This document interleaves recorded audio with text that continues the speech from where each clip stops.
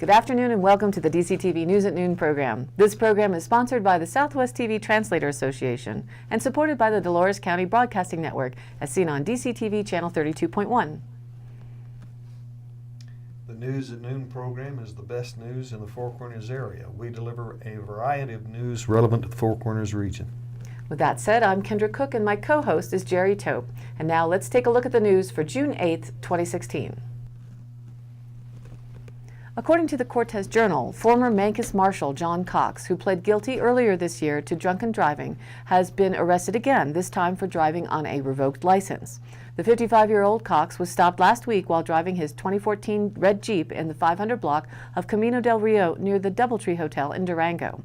Cox was traveling south at 1:12 a.m., May 30th, when he failed to activate his right turn signal while merging onto Highway 160 to go west towards Mancos, according to an arrest affidavit.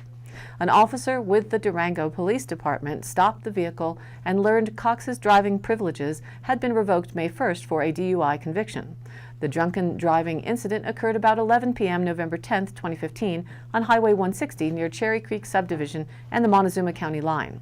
Cox, who was on leave, lost control of his 2003 white Ford F-150 pickup and slid into a guardrail. He had a blood alcohol level of 0.126, well over the 0.08 driving limit in Colorado. Cox was sentenced to 1 year probation after pleading guilty to drunken driving. Cox was hired in August of 2012 as a deputy for the Mancos Marshal's office. He was promoted in April of 2013 to marshal. The town of Mancos placed him on administrative leave November 4th of last year, and he eventually resigned from the marshal's office.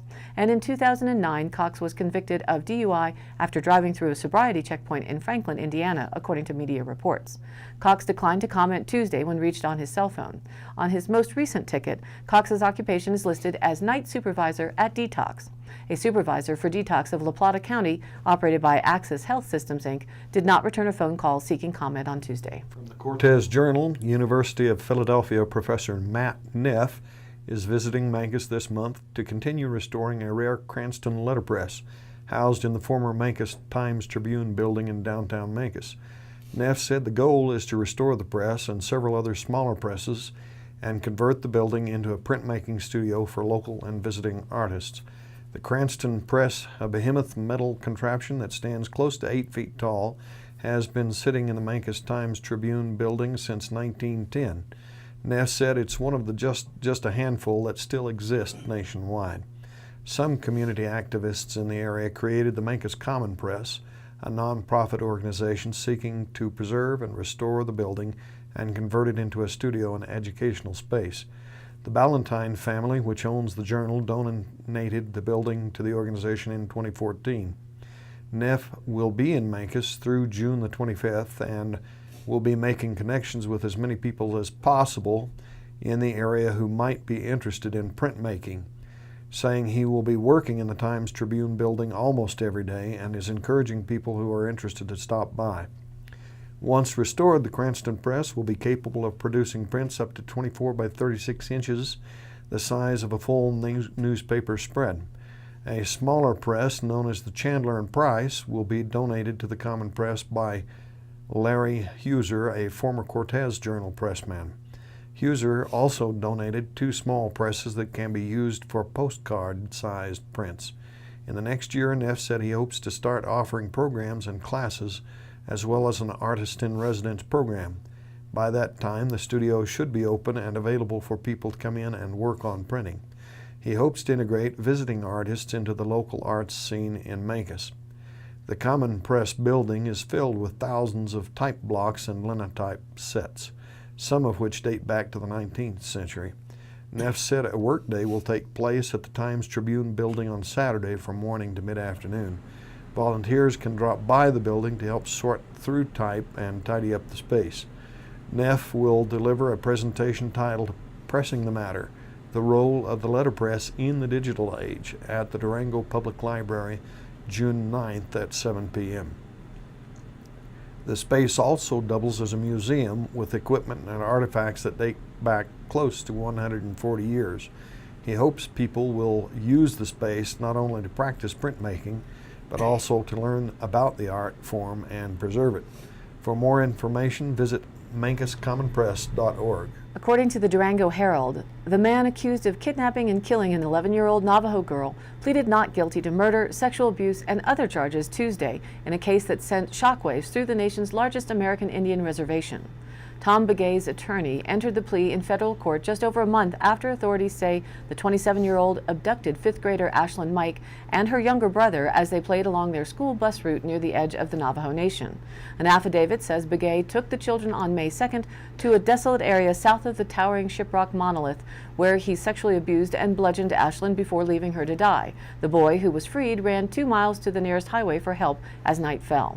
After Begay's brief court appearance, several women who were relatives of the victim left the courtroom weeping. Shackled at the wrists and ankles, Begay did not speak during his arraignment except to acknowledge that he had read a grand jury indictment against him. The 6-count indictment charges him with first-degree murder, aggravated sexual abuse resulting in death, and kidnapping resulting in death. If convicted, the crimes carry a mandatory sentence of life in prison. Another kidnapping charge stemming from the boy's abduction has a mandatory minimum sentence of 20 years. A reporter voicemail requesting comment from James Lunam, Begay's attorney, was not immediately returned. Begay is from the small Navajo Nation town of Waterflow near the unincorporated agricultural community of Lower Fruitland, where Ashlyn lived with her father and siblings, according to the FBI.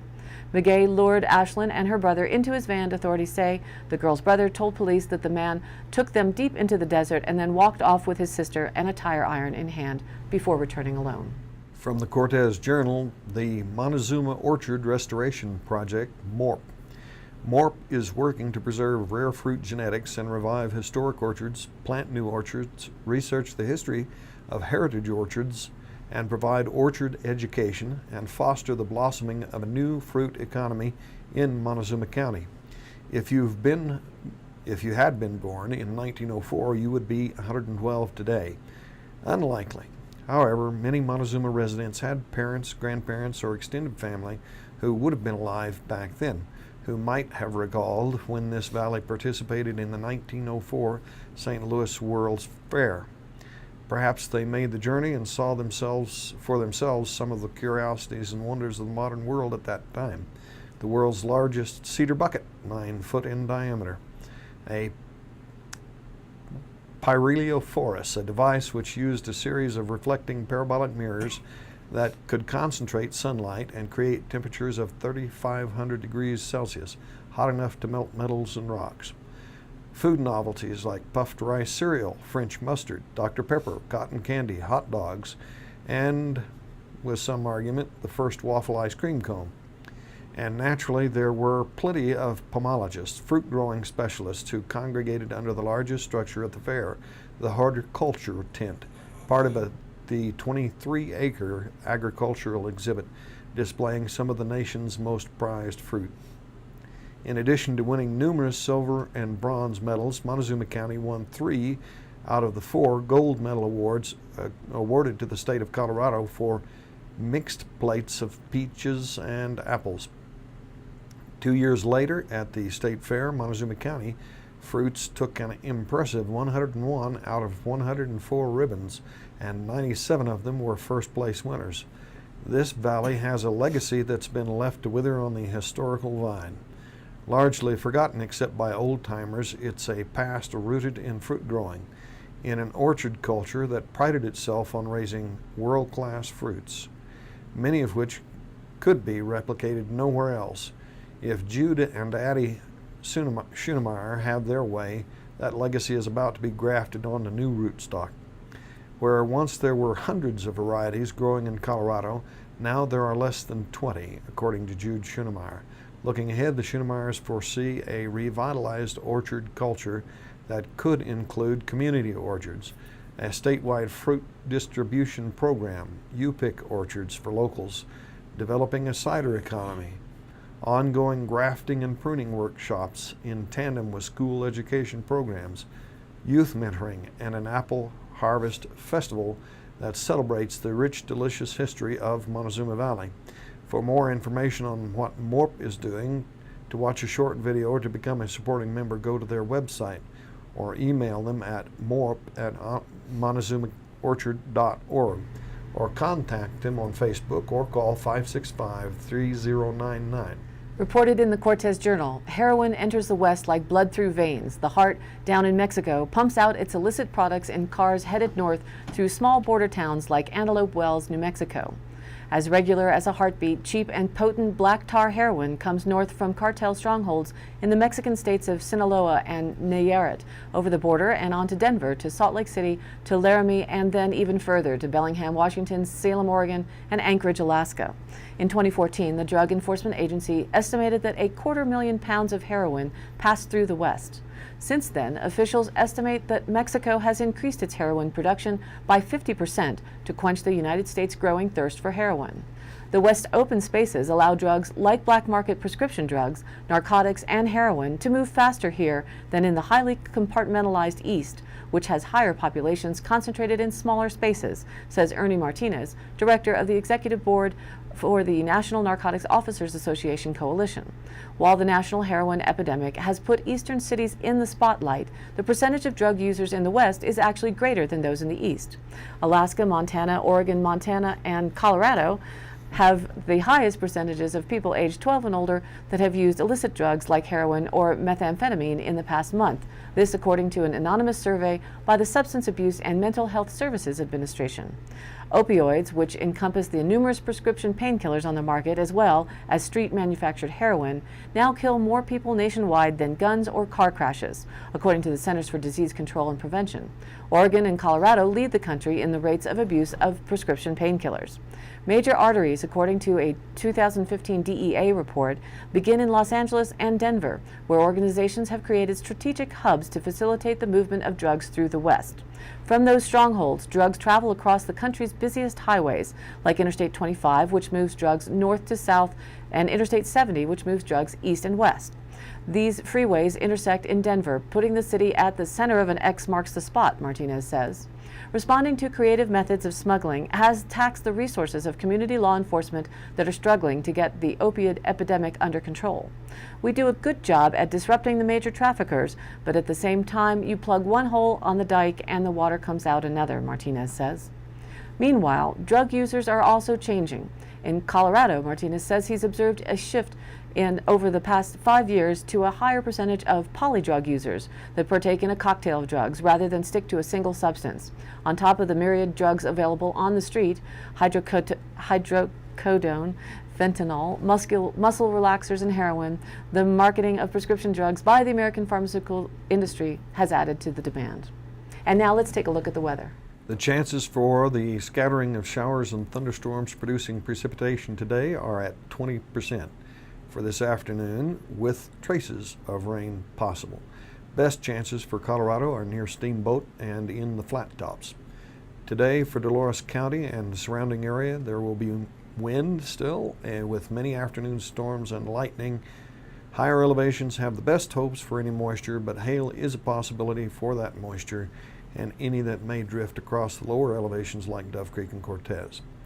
Moisture content has increased in the flows expected to arrive Friday afternoon, but chances are still at 20% for Friday night and Saturday afternoon.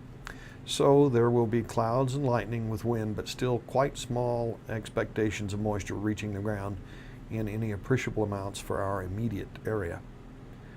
The cold front that cleared the East Coast Tuesday night has drawn a Canadian front in behind with pleasant, cool temperatures and low humidity.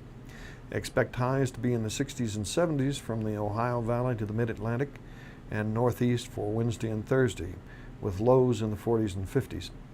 There may be a few scattered showers over the Northeast on Wednesday, but otherwise partly cloudy skies can be expected. The tropical moisture associated with former tropical storm Colin is now well offshore.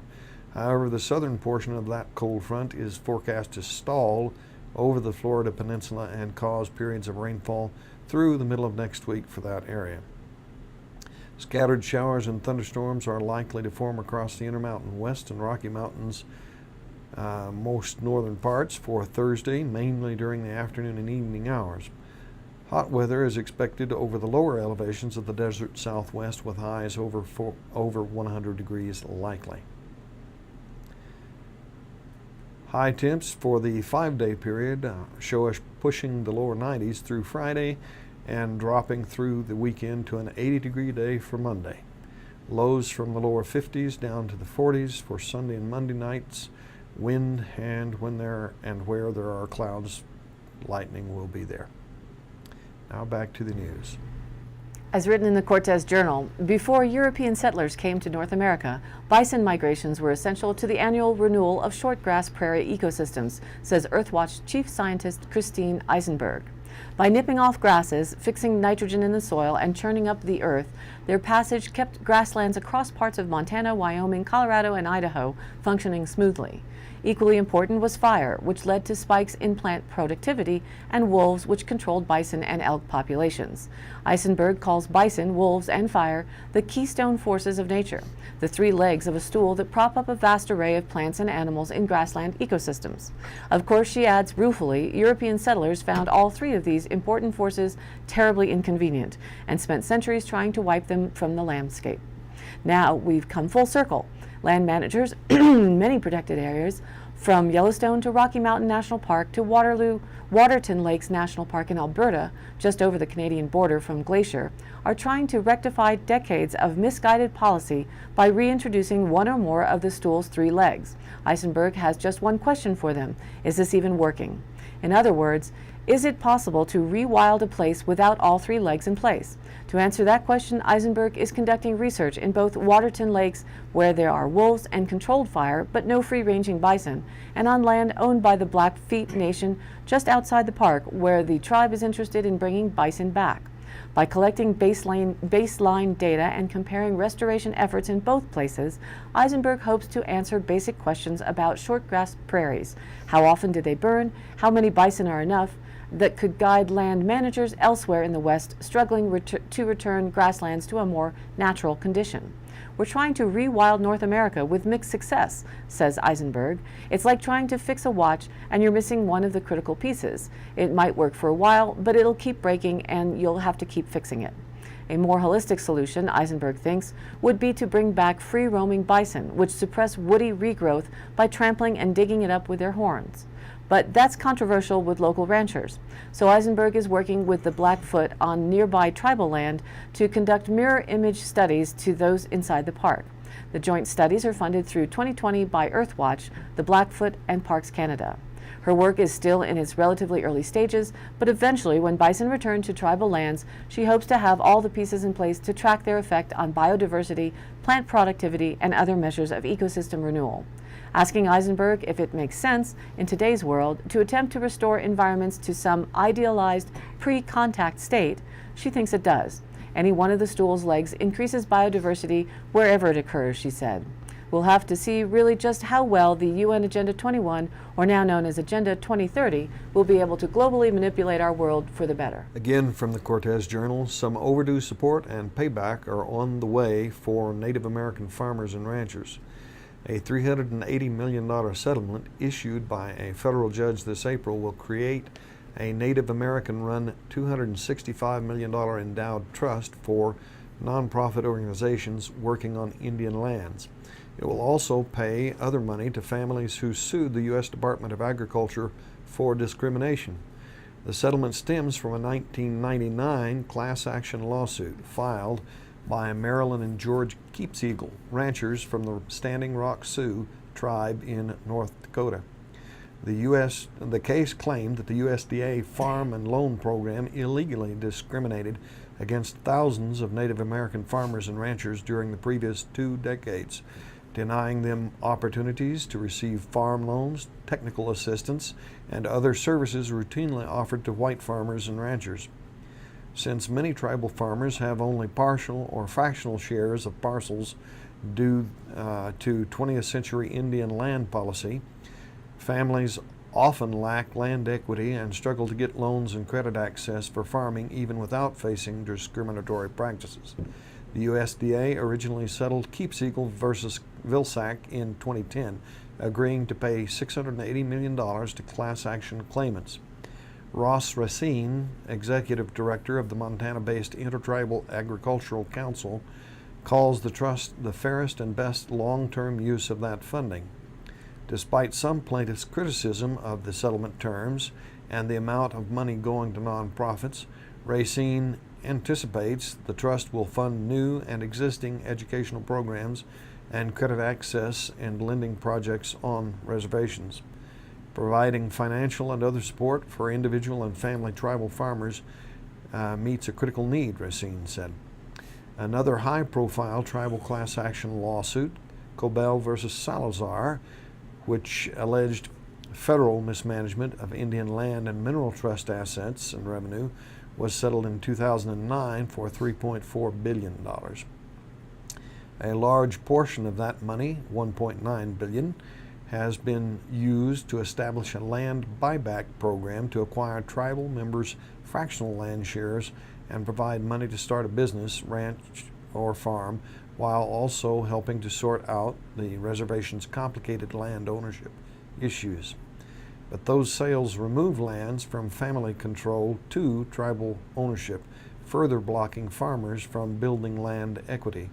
That land is being bought by the government and being returned to the tribes, Racine said. That's among other reasons the buyback program is off to a slow start, with many Native Americans opting not to sell their land shares. The Keeps Eagle Trust and Settlement, on the other hand, will enable individuals to hold onto land and give them access to credit and other support to pursue enterprises on their family parcels. Again from the Cortez Journal, a reconfiguration of BLM district lines in Colorado has roused San Juan County officials who fear the new arrangement will hinder access to the federal agency. In an effort to create equity among Colorado's 3 BLM districts, jurisdiction over San Juan County will transfer from the Tres Rios field office to the Gunnison field office. The change takes effect October 2nd. The restructure will place the Alpine Loop, a recreational network of 14,000-foot peaks and trails between Silverton and Lake City in Hinsdale County, entirely within the Gunnison field office.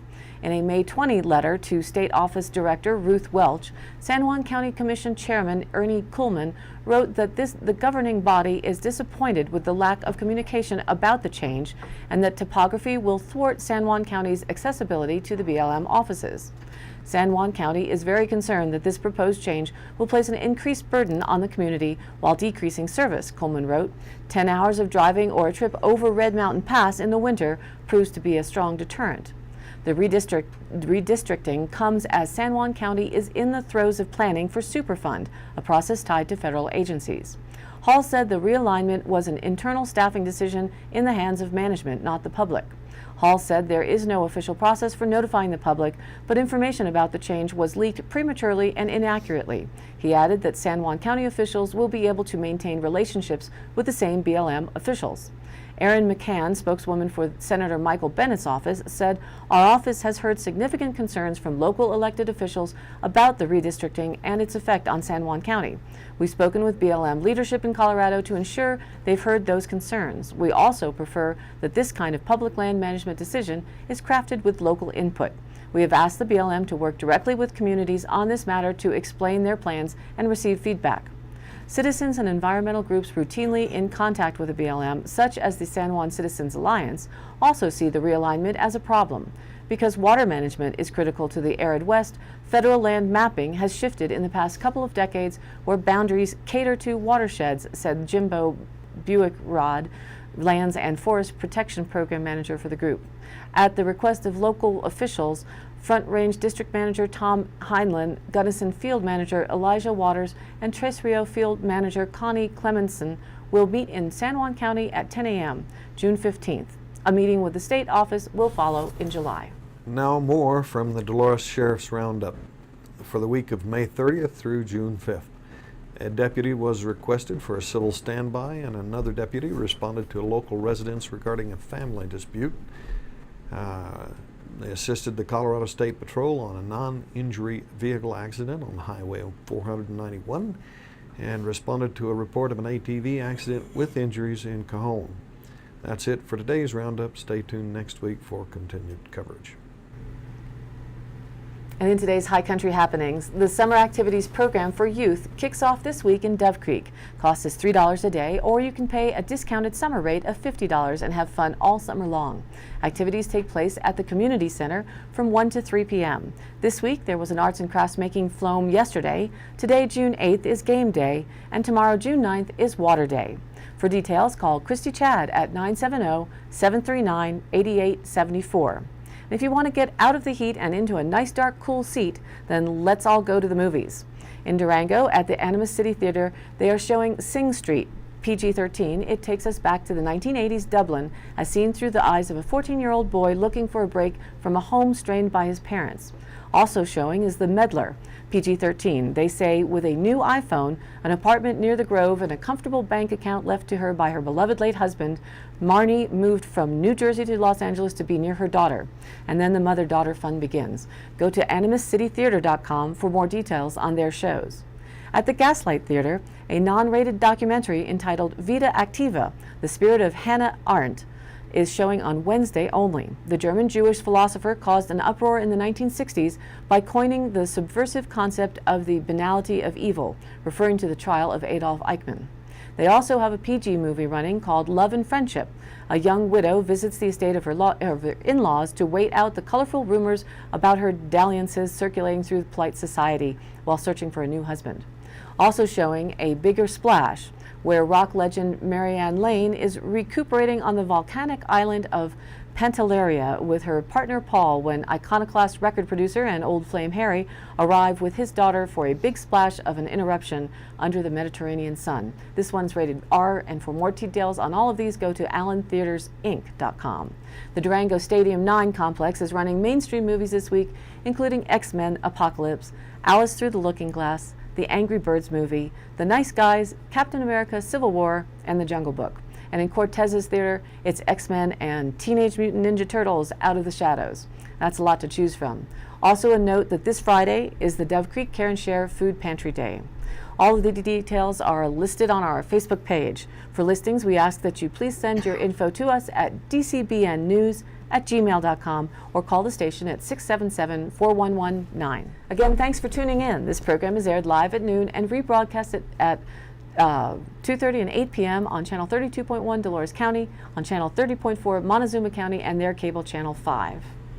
You can also rewatch the news on YouTube. Search for the DCTV News at Noon channel. And mark down next Talk Tuesday. We'll be talking about barbecuing and grilling. Call in with your favorite techniques and recipes. That sounds good. So for Jerry Tope and all those working to bring you DCTV and the News at Noon program from Dove Creek, USA, I'm Kendra Cook, and see you next time.